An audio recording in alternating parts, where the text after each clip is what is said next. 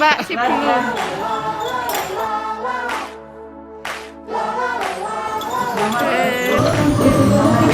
Video ini.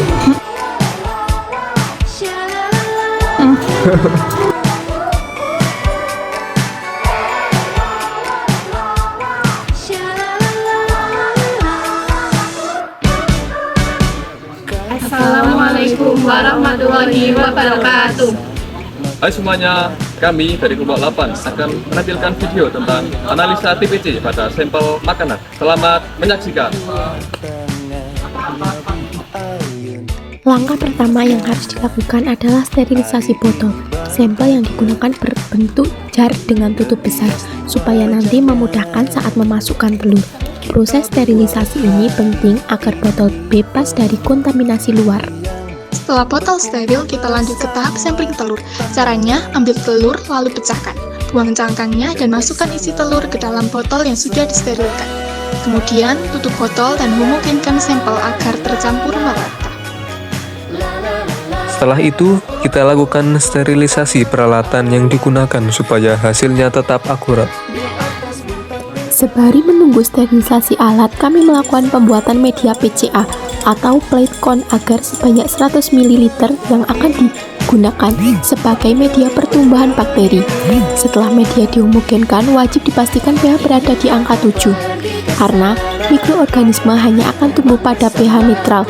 Setelahnya, media dipanaskan hingga mendidih.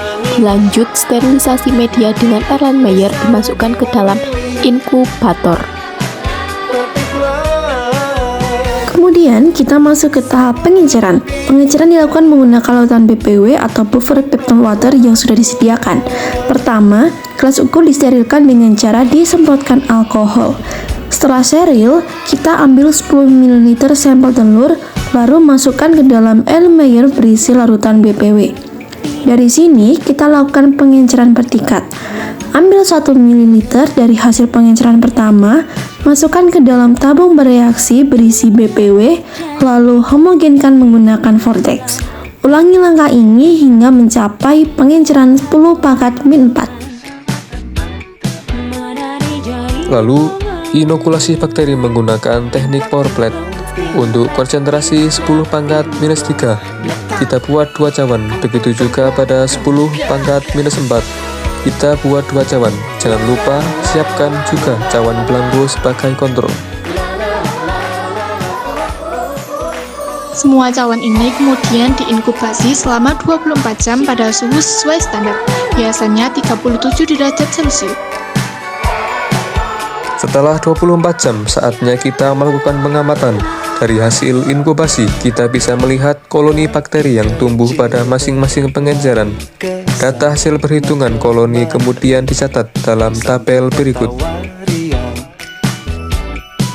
Dari tabel ini diketahui bahwa keempat cawan diperoleh koloni TBUD atau tidak bisa untuk dihitung, dengan blanko yang tidak tumbuh koloni satupun. Kira-kira bagaimana hal tersebut bisa terjadi? Hasil pengujian total plate count atau TPC pada telur mentah menunjukkan bahwa seluruh cawan pada pengenceran mengalami TBUD atau terlalu banyak untuk dihitung. Sedangkan kontrol tidak menunjukkan pertumbuhan koloni atau 0 koloni. Kondisi ini menunjukkan bahwa jumlah mikroorganisme pada sampel sangatlah tinggi, karena bahkan setelah dilakukan pengenceran sampai 10 pangkat min 4, jumlah koloni tetap tidak dapat dihitung. Hal ini memperlihatkan bahwa telur mentah yang diuji memiliki tingkat kontaminasi yang berat. Menurut SNI 738/2009 tentang batas maksimum cemaran mikroba dalam pangan, angka lempeng total atau TPC untuk telur segar adalah maksimal 1 kali 10 pangkat 5 CFU per gram. Dengan hasil TBUD pada pengenceran tinggi, dapat dipastikan bahwa jumlah mikroba dalam sampel jauh melebihi standar tersebut. Kondisi ini berarti telur tidak memenuhi persyaratan mutu mikrobiologis yang berlaku dan berpotensi tidak aman dikonsumsi apabila tidak mendapatkan perlakuan lebih lanjut.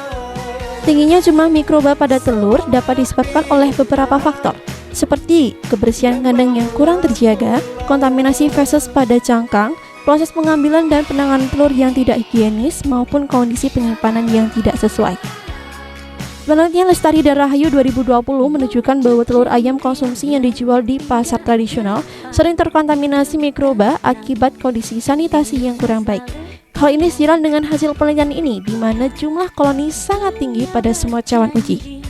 Kontrol yang menunjukkan hasil negatif atau 0 koloni menegaskan bahwa media, peralatan, dan prosedur uji bebas dari kontaminasi, sehingga hasil TBUD benar-benar berasal dari sampel telur mentah.